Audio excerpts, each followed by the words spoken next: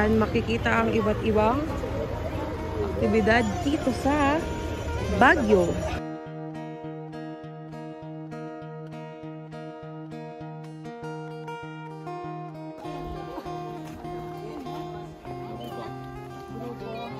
Dito po ang isa pang tourist spot, si Saint Bernard na aso na malaki.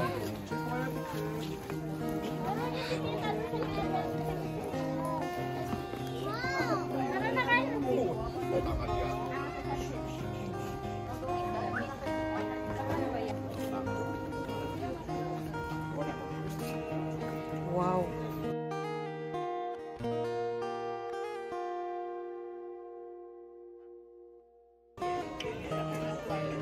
Huh? Ganda. Ganda ng tanawin, guys. Ayan.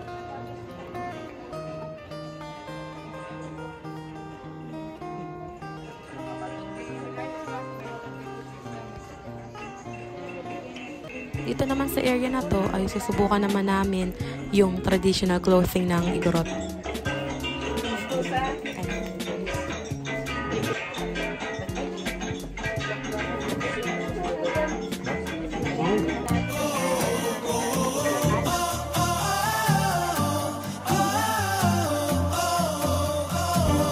At dito naman po sinubukan namin sumakay sa kabayo, suot ang traditional clothing ng Igorot.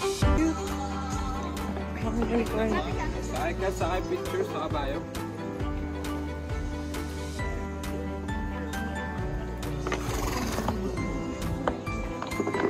Ang presyo po ng pagsakay sa kabayo ay 50 ang isa.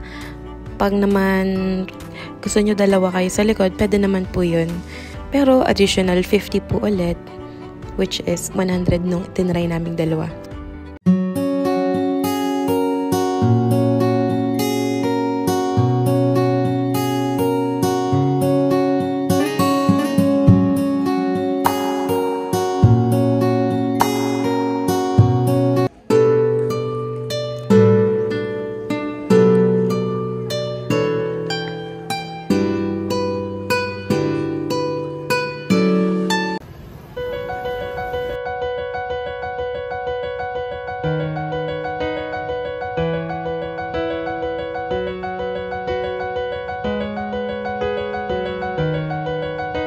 Habang inaantay namin magbukas ang night market ng 9 o'clock, nandito muna kami sa Session Road.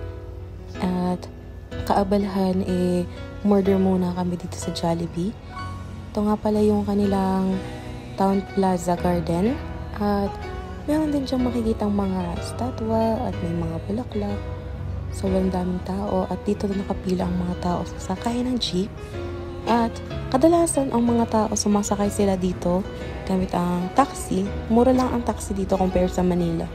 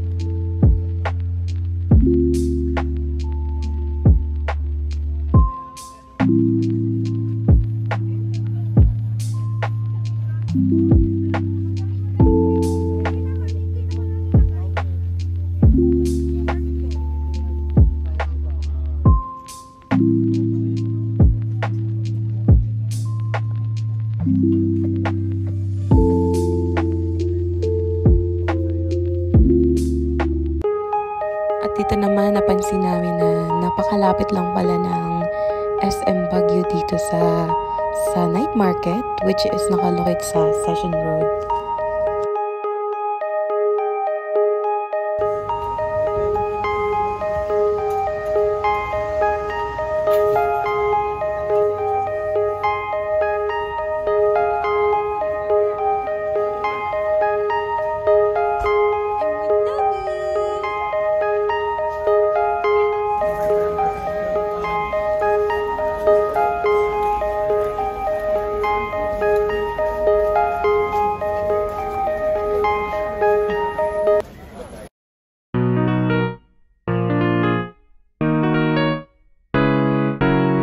Dahil nga maaga pa, pumunta muna kami sa SM City Baguio para mamasyal na din at ma-experience yung mall nila.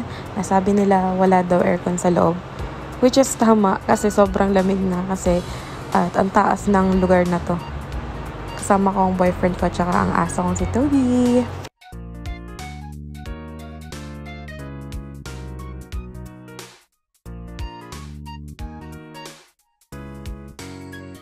After namin mag-uli-uli at mag-picture-picture, malis na din naman agad kami at pumunta na kami sa strawberry farm. Nadaanan nga namin tong Stubosa houses eh. This is called Valley of Colors. Hindi na rin kami nakadaan dito kasi sobrang daming nakapila. Kita namin sa entrance.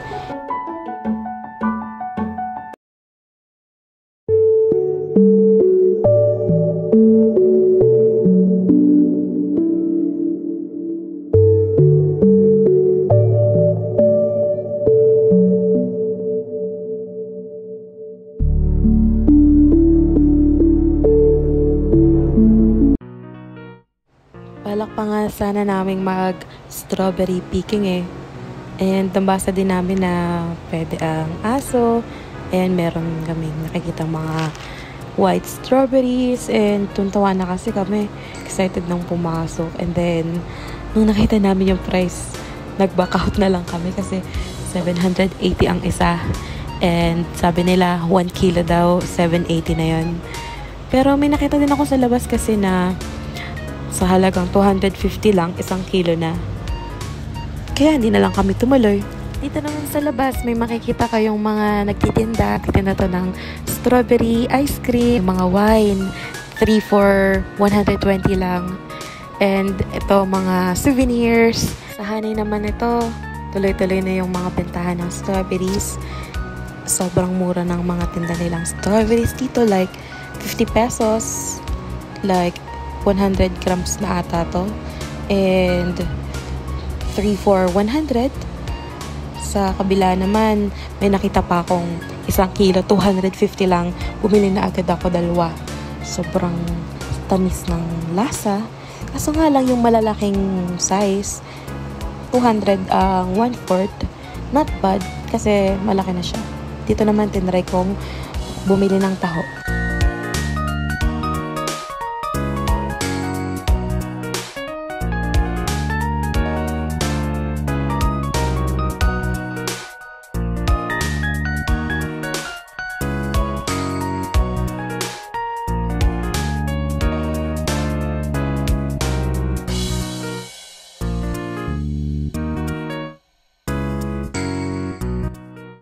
This is for 50 pesos.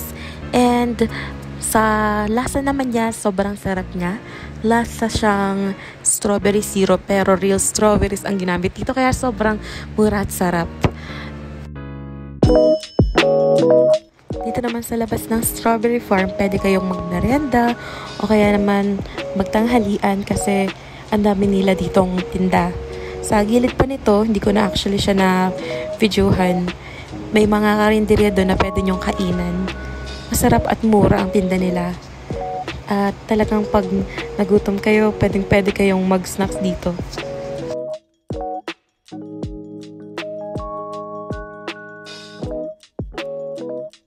Hindi nga pala kayo mauumay dito kasi napakaganda ng view at talagang relaxing. Hindi siya sobrang ingay.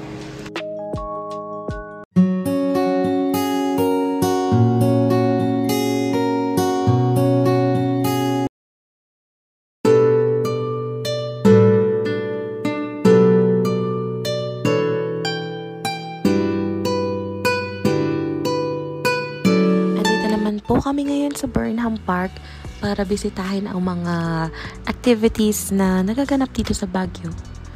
Actually, nung pumunta kami, parang may event and sobrang daming tao.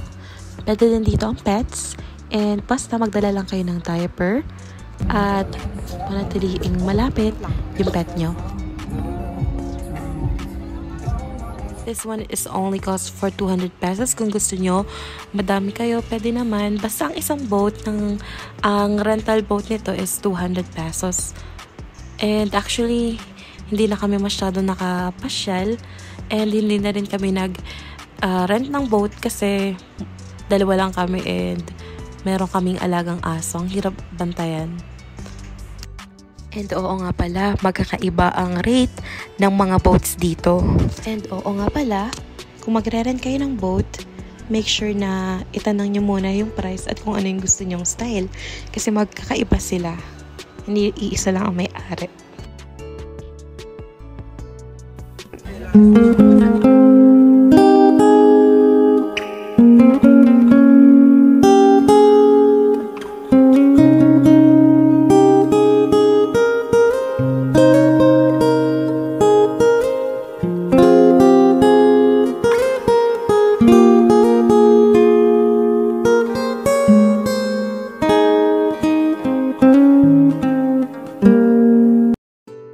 Kumain na muna kami ng breakfast bago pumunta sa Igorot Stone Kingdom. Ang breakfast nga po pala namin is egg and hot dog. Ito nga pala ay free. At saka kung gusto nyo uminom ng kape, libre din yan.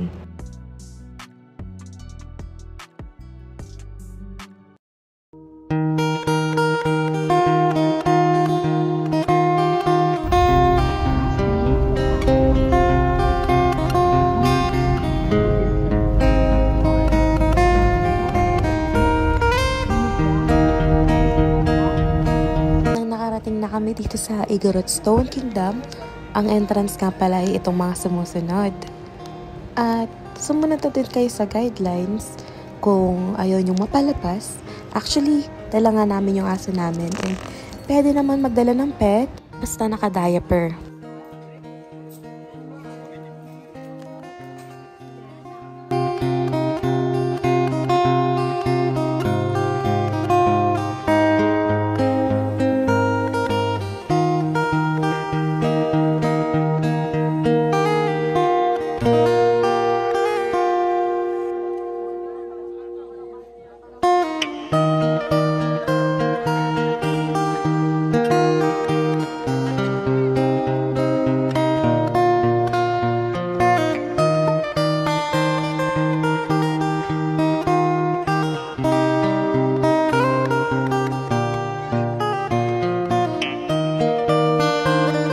Kagaya sa Mines View, pwede ka din mag-rent ng traditional clothing ng Igorot for only 50 pesos.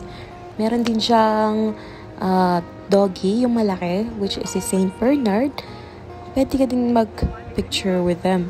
And itong statue na to, pwede ka mag-picture din for 30 pesos.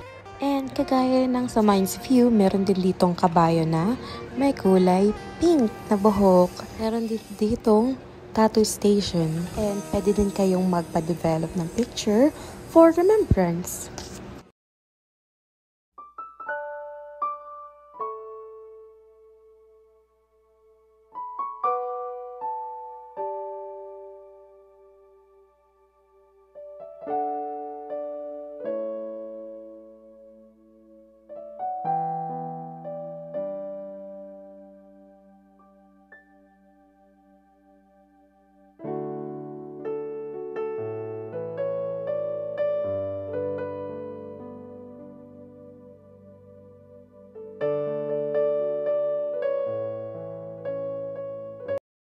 Pagkalabas namin sa Igorot Stone Kingdom, nakita ko may nagbebenta ulit ng strawberry ice cream. Sabi ko, this is it. This is the sign na kailangan ko talaga siyang tikman. This is for only 50 pesos. But actually, worth it yung price niya even though it's a little bit pricey. Yung lasa niya ma-describe ko as like strawberry candy. with the bits of strawberries, real strawberries. Kaya talagang sulit na sulit.